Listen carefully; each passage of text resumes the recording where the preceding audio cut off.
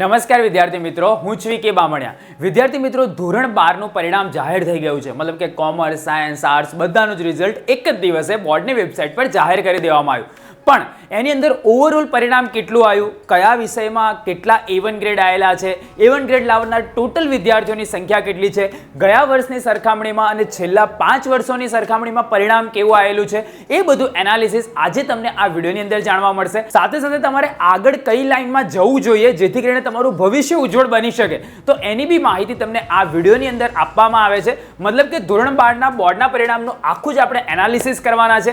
એની જે બુકલેટ છે એની PDF તમે ક્યાંથી મેળવી શકશો, ઇવન સાયન્સ, કોમર્સ, આર્ટ્સ બધાનું ફૂલ્લી એનાલિસિસ આપણે કરવાના છે માર્ચ 2024ના પરિણામનું। અને આપણે જે કીધેલું હતું કે ભાઈ બોર્ડની આ વખતે નીતિ રહેલી છે લીટા મારો અને પાસ કરો, એ ખરેખર સાચી થઈ કે નહીં એ પણ આપણે જોવા માટે જઈ રહ્યા છે। તો તમારે શું કરવાનું છે કે આ વિડીયોને ફક્ત અંત સુધી જોતો રહેવાનો છે, જેથી કરીને તમને પણ આઈડિયા આવશે ભાઈ તમારું પરિણામ છે એ કઈ રીતે આવેલું છે અને તમારું પરિણામ બીજા વિદ્યાર્થીઓથી કઈ રીતે અલગ પડે છે એ પણ તમને જાણકારી મળી જશે। ફક્ત આ વિડીયોને અંત સુધી જોતા રહો।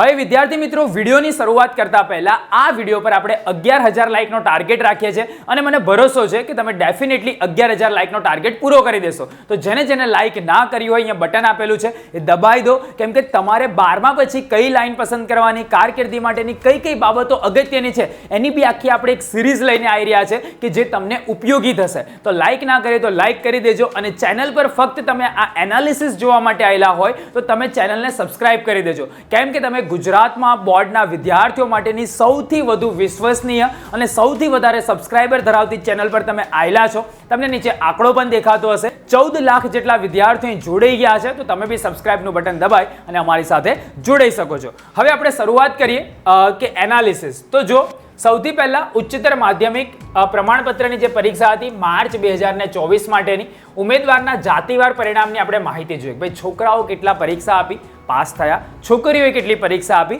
અને પાસ થયા, એનું આપણે એનાલિસિસ કરીએ છીએ। આ જે ડેટા છે ને ભાઈ, દિવાળી પ્રયુક્ત પર જે બી ઇન્ફોર્મેશન આવશે ને એ ઓથેન્ટિક આવશે। અમે કોઈ કોર્સ નથી કરેલો, પેલું કહેવાય ને ભાઈ ફાકા ફોજદારી કરતા આવડે, એવું નથી। અહીંયા ટોટલી આપણે એ જ ઇન્ફોર્મેશન આપીએ છીએ કે જે સાચી હોય અને વિદ્યાર્થીઓને ઉપયોગી હોય। તો એવી જ માહિતીનું એનાલિસિસ આપણે કરવા માટે જઈ રહ્યા છે। તો તમે જુઓ તો ભાઈ ટોટલ આપણે પહેલા સાયન્સની વાત કરીએ, બરાબર, વિજ્ઞાન પ્રવાહની અહીંયા વાત છે। તો નોંધાયેલા નિયમિત ઉમેદવારોની સંખ્યા કેટલી હતી, તો ભાઈ 59 વિદ્યાર્થીઓ હતા, 59,318 છોકરાઓ અને 52,096 છોકરીઓ હતી કે જે લોકોએ પરીક્ષા આપી હતી। ટોટલ સાયન્સમાં આ વખતે 1,11,414 વિદ્યાર્થીઓ હતા। એમાંથી નિયમિત વિદ્યાર્થી કેટલા હતા, તો ભાઈ 59,162 અને વિદ્યાર્થીનીઓ 51.97। મતલબ કે આની અંદર જોવા જઈએ તો 1,11,132 એ નિયમિત વિદ્યાર્થીઓ હતા।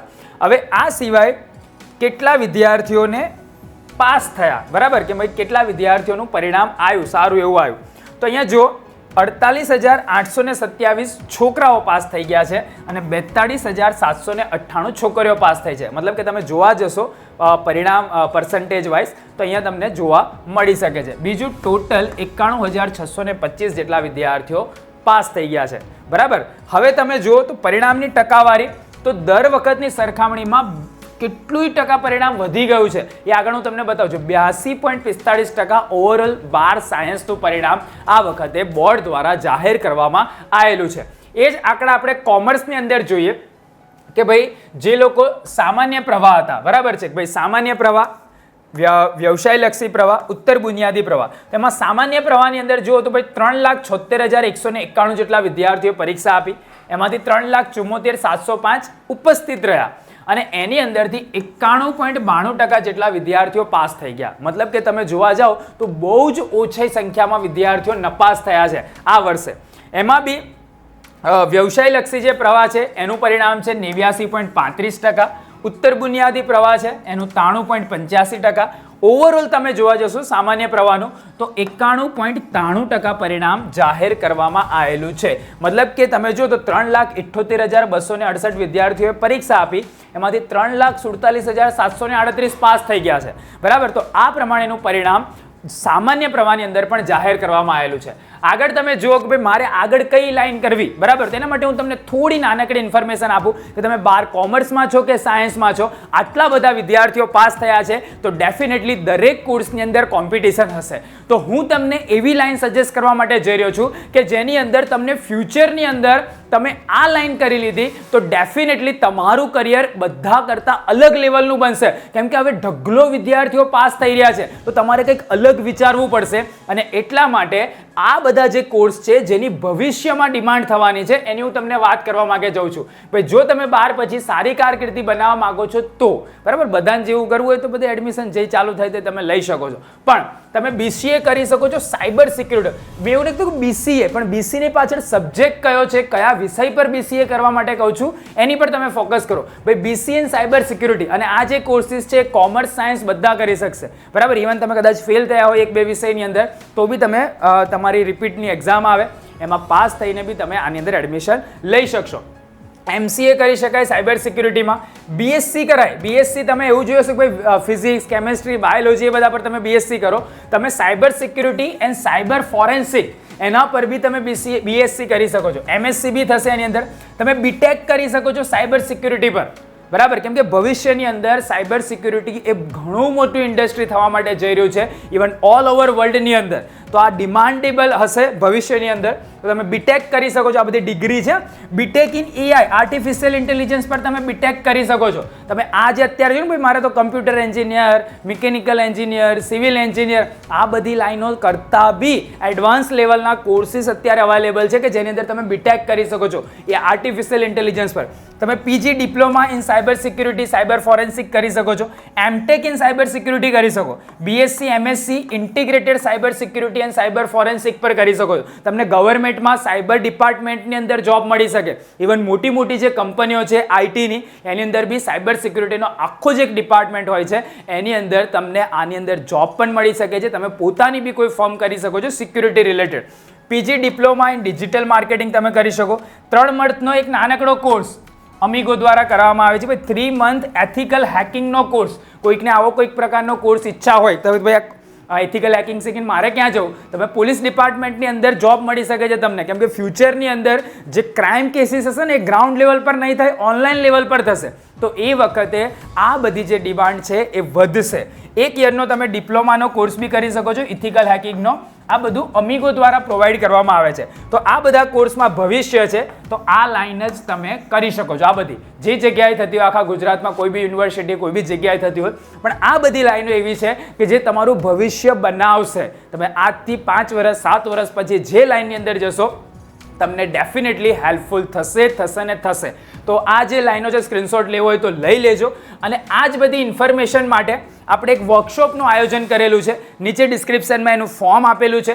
ફોર્મ તમે ભરી દેશો તો અમીગોનો મતલબ થાય છે ફ્રેન્ડ. જેવી રીતે આપણે સ્ટુડન્ટ બ્રો છે એવી રીતે અમીગો એક બ્રાન્ડ છે જે તમને મદદ કરશે કે ભાઈ આ બધી લાઈનોમાં જવા માટે તમારું કયું કયું ક્વોલિફિકેશન જોઈએ અને કઈ કઈ રીતે તમારે માહિતી મેળવવાની છે, ફીસ વગેરે શું હોય એ બધી માહિતી તમને આપવામાં આવશે. તો એક વર્કશોપ છે એની માટે ફ્રી રજિસ્ટ્રેશન છે, નીચે તમને મળી જશે. ઇવન તમારે રજિસ્ટ્રેશન ના કરો તો આ 2 નંબર છે, આ નંબર પર બી તમે ડાયરેક્ટલી કોલ કરીને બી માહિતી મેળવવી હોય તો મેળવી શકો છો.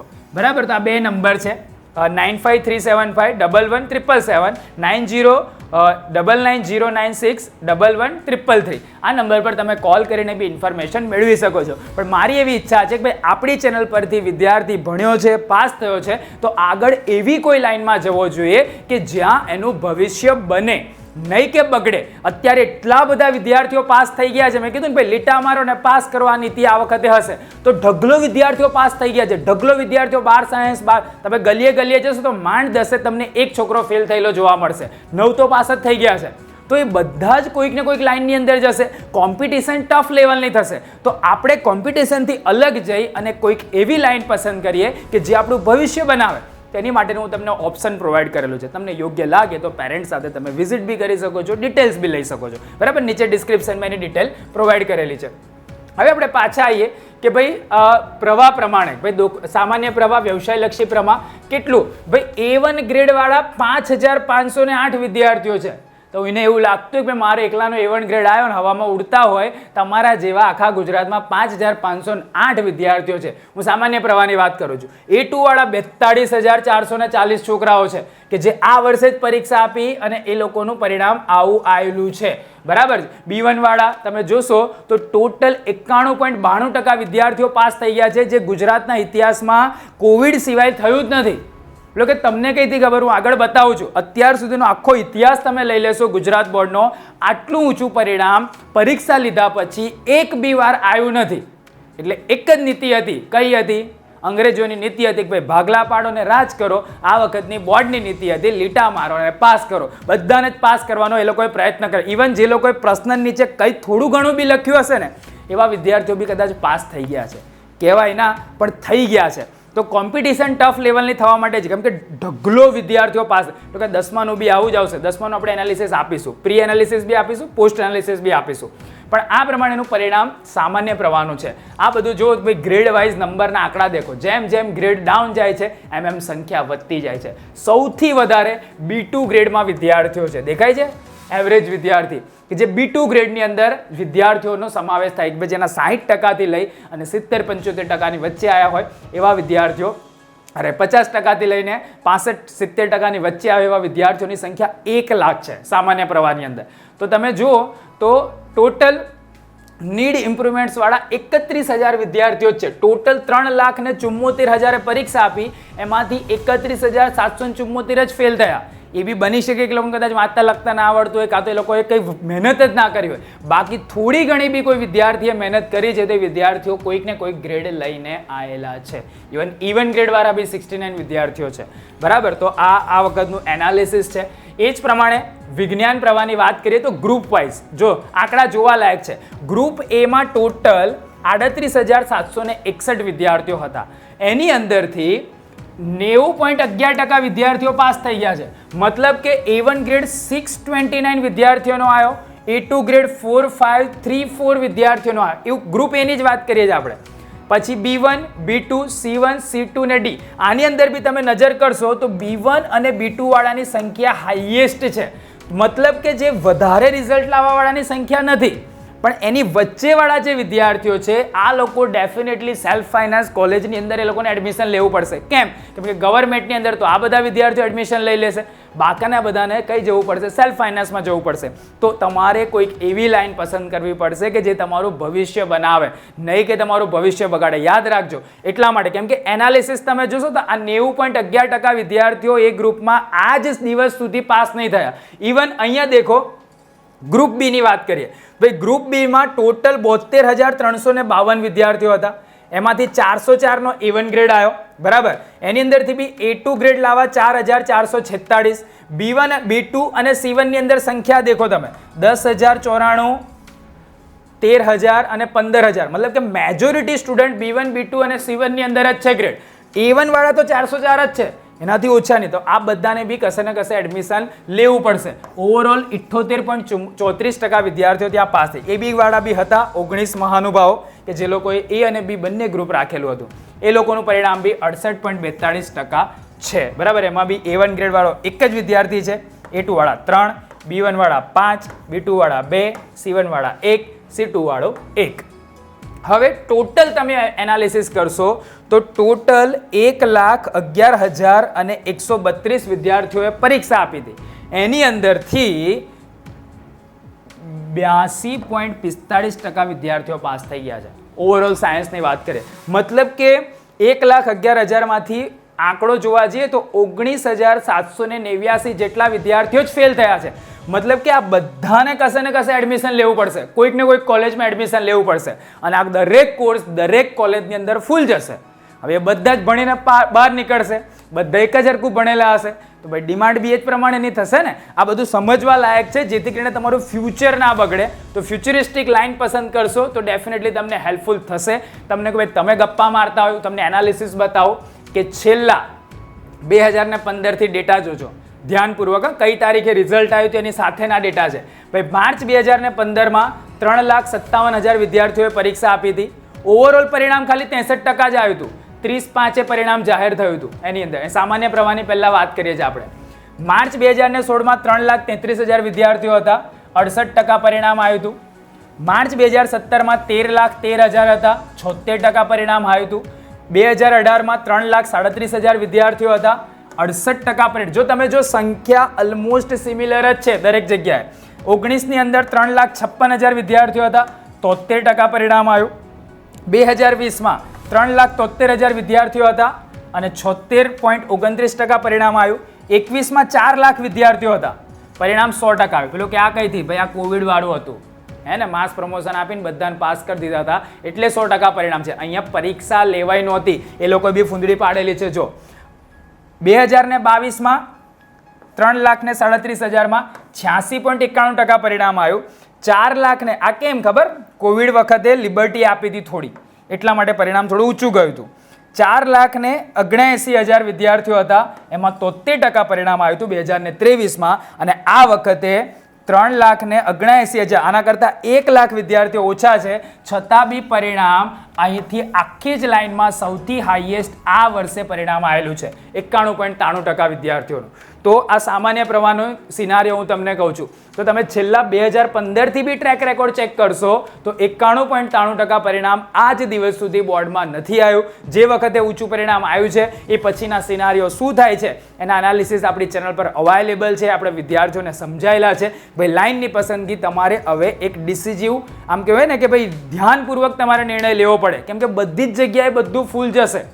તો તમે પછી કઈ લાઇનને પસંદ કરશો એ તમારા પર ડિપેન્ડ કરે છે. તો આજનું આ સિનારીઓ છે મારી દ્રષ્ટિએ 2024નું, કે જે અત્યાર સુધીમાં તમે ભાઈ સાયન્સની વાત કરો તો સાયન્સમાં બી સેમ જ છે. માર્ચ 2015માં ટોટલ 1,27,000 વિદ્યાર્થીઓ હતા, 86% રિઝલ્ટ હતું. 2016માં 1,38,000 વિદ્યાર્થીઓ હતા, 79% રિઝલ્ટ હતું. 17ની અંદર 81.89, માર્ચ 2018માં 72.99, 19ની અંદર 71.90, 2020માં તમે જુઓ તો 71.34, 21માં પરીક્ષા નથી લેવાઈ એટલે 100% છે, બરાબર, બધાને માસ પ્રમોશન આપ્યું હતું. 2022માં 72% હતું, 23ની અંદર 65.68% હતું અને આ વખતે અચાનક જ એ ગ્રાફ વધીને 82.45% આવી ગયો. તમે આ બધાની અંદર ચેક કરશો આની અંદર તો ફક્ત માર્ચ 2015ની અંદર 86.10% રિઝલ્ટ હતું. એ પછીનું હાઈએસ્ટ રિઝલ્ટ તમને માર્ચ 2024માં જોવા મળે છે, બરાબર છે. તો આ બી છે કે ભાઈ લાખો વિદ્યાર્થીઓ પાસ થઈ ગયા છે અને એ લોકો 91,625 જેટલા વિદ્યાર્થીઓ સાયન્સમાં ક્વોલિફાય થઈ ગયા છે. તો આ બધા બી કશે ને કશે એડમિશન લેશે તો તમારે ધ્યાનપૂર્વક કોઈક સારી એવી લાઈન પસંદ કરવી પડશે કે જે તમારું ભવિષ્ય બનાવે. એટલા માટે જ અમે એક વર્કશોપનું આયોજન કરેલું છે. નીચે તમને ડિસ્ક્રિપ્શન દેખાશે, ત્યાં તમે રજિસ્ટ્રેશન કરી શકો છો.